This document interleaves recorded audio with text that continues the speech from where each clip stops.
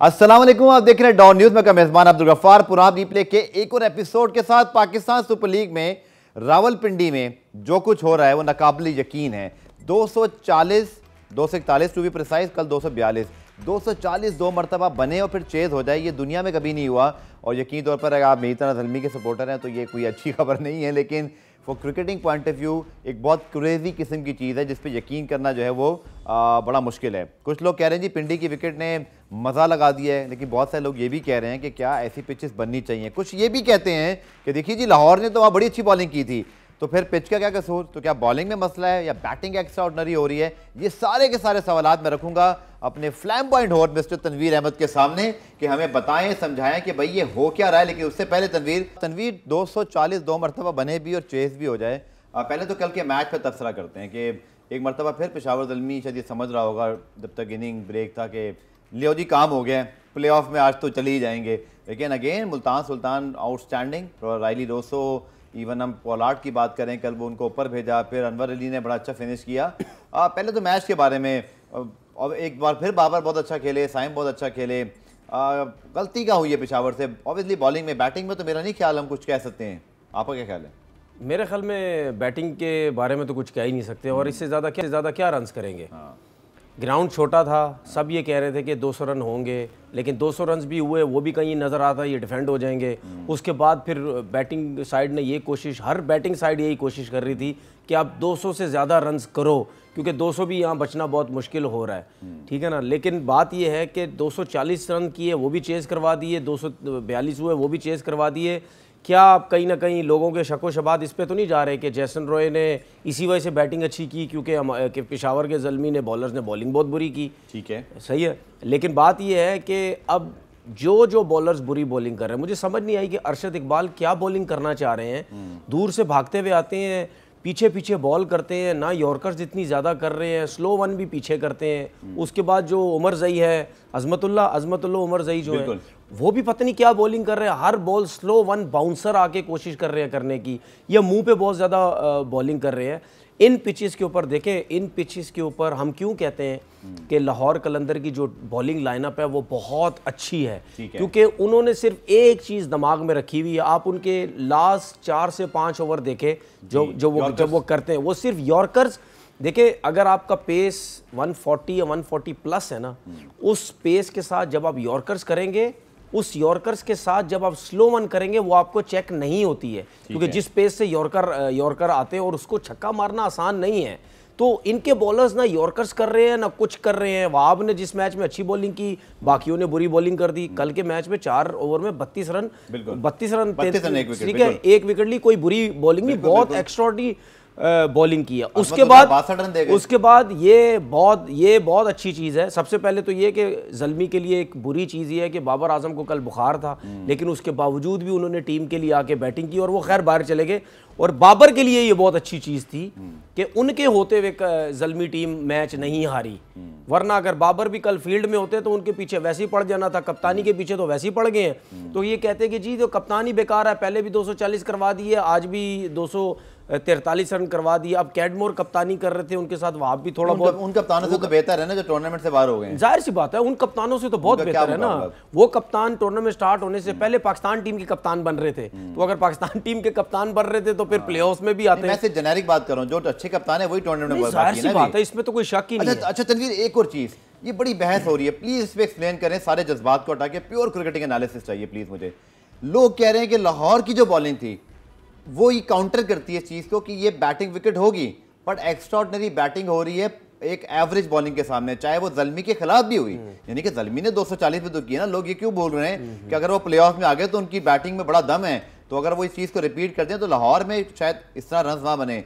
अब हम कैसे इसको फेयर एनालिसिस कर सकते हैं तनवीर के? लोग ये कह रहे हैं जी, आज मैं सिकंदर बक का ट्वीट पढ़ा था जो कमेंटेटर ने कहा जी ऐसा नहीं है कि बाउंड्रीज छोटी हो गई हैं, ये ग्राउंड छोटा है पर बाउंड्रीज ऑलमोस्ट बराबर ही हैं कराची लाहौर की तरह। उन्होंने लिखा, ये कमेंटेटर वो कह रहे हैं। दूसरा, क्या पिच इतनी ही बुरी है जितने रन्स बन रहे हैं, या आप जैसे आपने कहा कि जब शाहीन को देखें, आप हारिस को देखें, कर राशिद को देखें, तो फिर उस्मान कादिर या जो मुजीब की बॉलिंग थी कोई ऐसी खास चीज़ नज़र नहीं आई। अब लाहौर की बॉलिंग क्या एक एक्सेप्शनल बॉलिंग हो गई कि वो बैटिंग क्लैप्स हुआ और इस्लामाबाद बुरा खेल गया। इस पिच को हम क्या सही बोलें गलत बोलें, आप ही क्या राय है?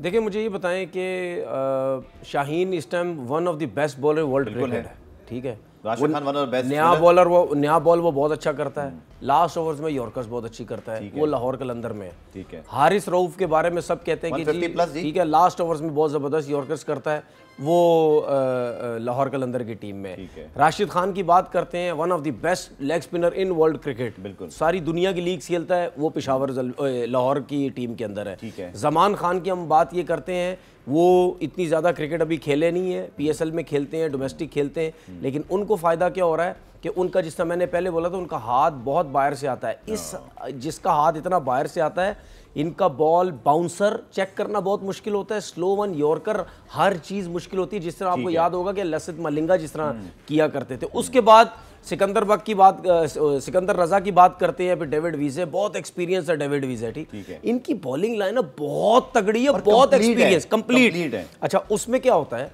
अब जिस तरह हम ज़ल्मी की बात करते हैं, हम कराची किंग्स की बात करते हैं, हम कोयटा ग्लेडिएटर की बात करते हैं, इवन हम मुल्तान सुल्तान की बात करते हैं, जब ऐसी पिचेस पे अगर आपका एक बॉलर की मार पड़ जाती है, तो एक बॉलर अच्छी गेंद कर रहा होता है, आप दूसरे पे अटैक करते हैं कि दूसरे पे चांस लेते हैं। अब्बास हफीज़ी ने कल बहुत अच्छी बॉलिंग सही है। बाकी जो टीम्स है ना, इनके पास जो 5-5, 6-6 बॉलर्स है, वो भी पूरे नहीं है इतने एक्स्ट्रा। इनके पास जो 5 बॉलर हैं, 5-6 पूरे हैं। किसको अब आप बोलोगे जी हम शाहीन को मारते हैं, आप बोलेंगे आप किसको मारेंगे, हारिस को मारेंगे, फिर आप सोचते हैं राशिद को मारेंगे। तो मुझे तो लग रहा है तनवीर के ज़मान को विकेट भी इसलिए मिलना शुरू हो गई कि अब उनको वीकलिंग समझ के मारते हैं और विकेट ले रहे हैं। बिल्कुल, अब आए ना आप जगह पे, मैं यही बोलने वाला था। जमान को वो करवाता है सर्किल में बॉलिंग, वो क्या टीम मैनेजमेंट, आकिब जावेद भी है, सब है, वो उसको करवाते हैं सर्किल में। कि सर्किल में क्यों करवाते हैं, एक तो इस पे चांस लेंगे, उसके बाद इनका जो हाथ आता है बाहर से, इस पे बॉल चेक नहीं होता, इसको सीधा खेलने की कोशिश करेंगे। आप हमेशा नोट करना, जमान को सीधा मारने की कोशिश करते हैं, क्योंकि हाथ जो उनका बाहर से आता है, वो जब बाउंसर करता है वो यहीं रह जाते हैं, उसकी वजह से वो पेस मैनेज ही नहीं कर पाते, मारते खड़ी हो जाती, ऊपर आउट हो जाते। तो इनकी बॉलिंग में वीक है ही नहीं। और आपने एक और चीज देखी कि जब भी शाहीन से बात होती है, वो क्या कहता है, हम 180 190 करने की कोशिश करेंगे, क्योंकि उनको पता है कि हमारी ये बॉलिंग है, चाहे पिंडी में खिलाओ चाहे कहीं भी खिलाओ, हम इतने रन चेज नहीं करने देंगे। लेकिन उससे पहले क्विकली बताइएगा 1 मिनट में काइंडली, वो ब्रेक लेना हमने, कि ऐसा जो बॉक्सर बॉलर जो आप जमान खान की बात कर रहे हैं, अरशद इकबाल की 17 विकेटें हैं लास्ट ईयर की, और इस साल भी उनकी जो परफॉर्मेंस है, ठीक है शुरू में थोड़ा इनकंसिस्टेंट हुए, लेकिन वो 45 प्लस नहीं गए। तो ज़ल्मी वाले सलमान इरशाद को कहाँ लेके जाएंगे? आपके ख्याल में उनको खिलाना चाहिए? बिल्कुल खिलाना चाहिए। इन पिचेस के ऊपर, जो स्पेशली जो पिंडी की पिच है, देखिए इन पिचेस के ऊपर कोई डिफरेंट किस्म का जिसका एक्शन हो और लेंथ, ठीक है, डिफरेंट किस्म का एक्शन हो, वो कामयाब होता है, या आपके पास बहुत ज्यादा वैरायटीज हो, ये सारी चीजें लाहौर कलंदर्स के पास हैं, ठीक है, जिसकी वजह से वो कामयाब हो रहे हैं। चलिए इस पे मजीद बात करेंगे, पुराने वक्त हुआ है। ब्रेक के बाद आकर हम आपको कल के मैच के हवाले से कुछ जो सेगमेंट्स है वो दिखाएंगे, और फिर सबसे इंपॉर्टेंट सवाल कि कोयटा पेशावर में से अब कौन जाएगा, सिनेरियो क्या है, आपके सामने सारी मैथमेटिकल जो है ना वो एनालिसिस लेकर आते हैं इस शॉर्ट कमर्शियल ब्रेक के बाद।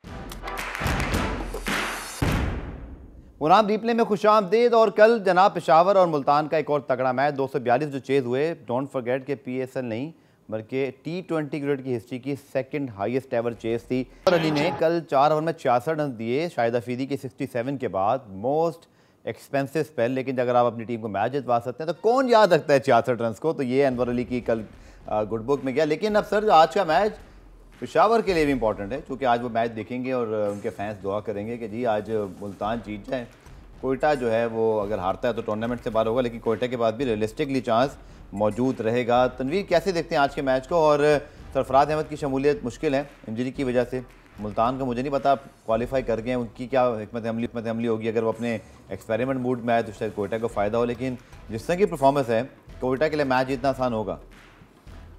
देखिए आसान मतलब कोयटा के लिए, मुल्तान के लिए मैं कोयटा, चूँकि उनको तो मस्ट विन मैच है ना, मतलब इतना आसान नहीं है। मैं ये कहना ज़ल्मी के लिए ये आसान हो जाएगा कि आज उनको पता चल जाएगा कि कोयटा हारता तो वैसे ही वो क्वालिफाई कर देंगे। ज़्यादातर चांसेस मुझे यही लग रहे हैं कि पेशावर ज़ल्मी की टीम ही आनी चाहिए, क्योंकि कोयटा को बहुत ज़्यादा मार्जिन के साथ। अच्छा, मैं आपको बता देता हूँ, आपने अच्छी बात की। मैथमेटिकली फरहान निसार जो कि इस वक्त PSL से वाबस्ता भी हैं, स्टैटिस्टिशियन है, उन्होंने कहा जी अगर कोयटा पहले बैट करता है तो 65 रन से ज़्यादा जीतना होगा, सेकंड बैट करता है तो उसको टारगेट 12.3 ओवर्स में चेस करना होगा, तो तब वो जाएंगे पेशावर के रन रेट से ऊपर। फिर भी पेशावर अगर जीतता है तो कोयटा भारत एनी हाउ बाहरी हो जाएगा। 65 रन टू विन और 12.3। आप कोयटा को टॉस जीत के इन दोनों में से कौन से ऑप्शन पर जाना चाहिए?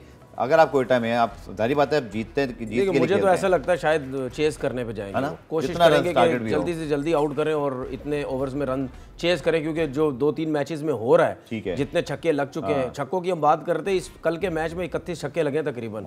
और मुझे ऐसा लगता है, अगर मैं गलत हूं तो माजरत, आखिरी 6-7 मैचेस के अंदर कोई 100 छक्के, आई थिंक 6-7 क्या मतलब 240 में 60-70 तो ये हो गए 100 छक्के। मैच प्रेडिक्शन जी आपके सामने है तनवीर, कोयटा बामुकाबला मुल्तान सुल्तान, तो जल्दी से मैच प्रेडिक्शन बताइएगा अपनी। मुल्तान को जीतना चाहिए, सेकंड आ जाएगा मुल्तान।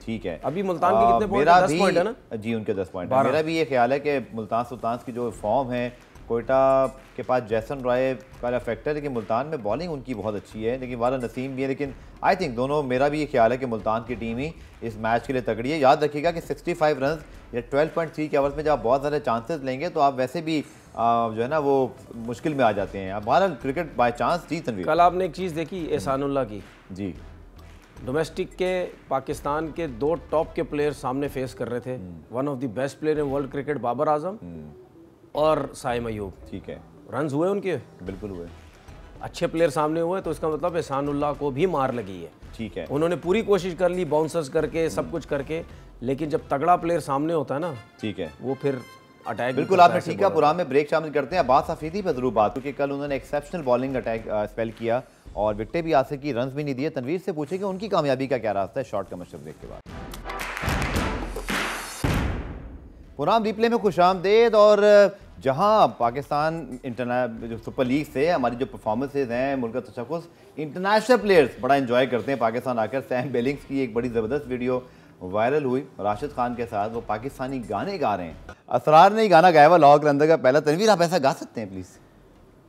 यार ये बहुत अच्छा गा रहे शायद। अच्छा, लेकिन मैंने इसका जिक्र क्यों किया, हम लोग बड़ी बात करते हैं क्रिकेटिंग एंगल से, बट हमने ये नहीं भूलना कि पाकिस्तान सुपर लीग ने पाकिस्तान क्रिकेट की कितनी खिदमत की है। यानी कि एक मेला लग जाता है, लोग खुश होते हैं, हमें नए नए प्लेयर्स मिलते हैं, इंटरनेशनल प्लेयर्स की जो वीडियो नज़ीर हमें मीडिया का काम भी है कि ऐसी चीज़ें भी हाईलाइट करें कि किस तरह वो एंजॉय कर रहे हैं। राशिद खान वो दोनों और लाहौर कलंदर्स को भी शाबाश कि उन्होंने बड़ा अच्छा टीम इन्वायरमेंट बना हुआ, खूब इनामात भी बांटे जा रहे हैं।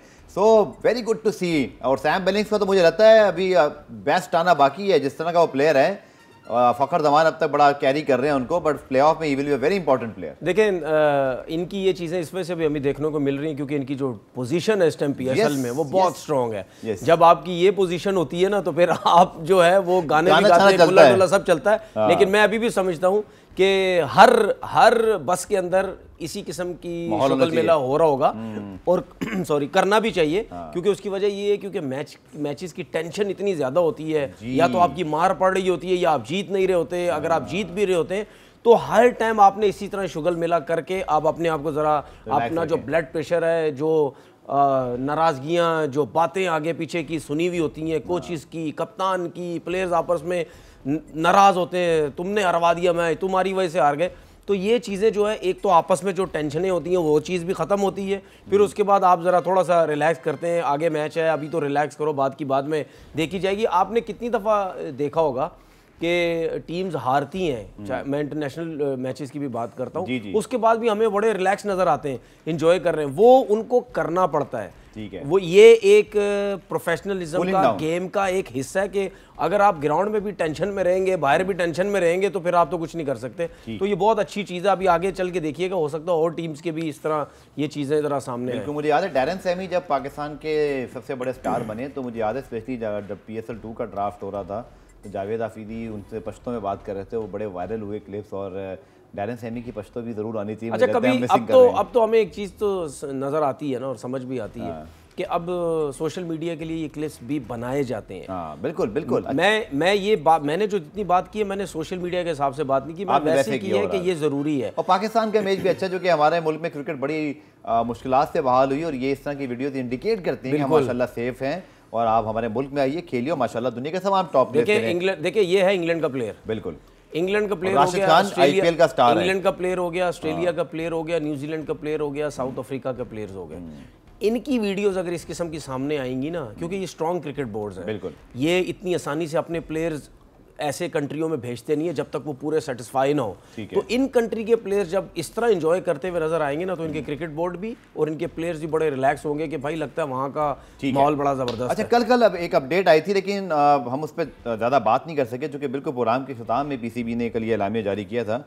अकील हुसैन, रॉबमन पावल, ओडियन स्मिथ विल डिपार्ट। आज रॉबमन पावल की खिदमत पेशावर ज़ल्मी को अब नहीं होंगे। ओडियन स्मिथ के लिए तो मेरे ख्याल है मैं भी बड़ा सुकून में होऊंगा। चले, अब मैं आपको सारे बताता हूँ वो चले गए। अगर हम अकील हुसैन की बात करें, रॉबमन पावल पेशावर ज़ल्मी से, इसी तरह डेविड मिलर भी चले गए और वो नहीं होंगे प्लेऑफ्स के अंदर, और फिर रेसी वंडर डुसन भी चले जाएंगे, मतलब कल का मैच खेल के वो भी चले जाएंगे। तो ये अब आपको लगता है तमाम नामों से जो मैंने बताए, इससे इनकी टीमों का फर्क पड़ेगा? आई थिंक डेविड मिलर का कोई फर्क नहीं पड़ने वाला, जो कि वहाँ तो टीम डेविड आ गए। आई थिंक रॉबमन पावल फर्क पड़ेगा, हालांकि उनके पास जिमी नेशम भी मौजूद हैं स्क्वाड में, और शाकिब उल हसन भी प्लेऑफ में उनको ज्वाइन कर रहे हैं।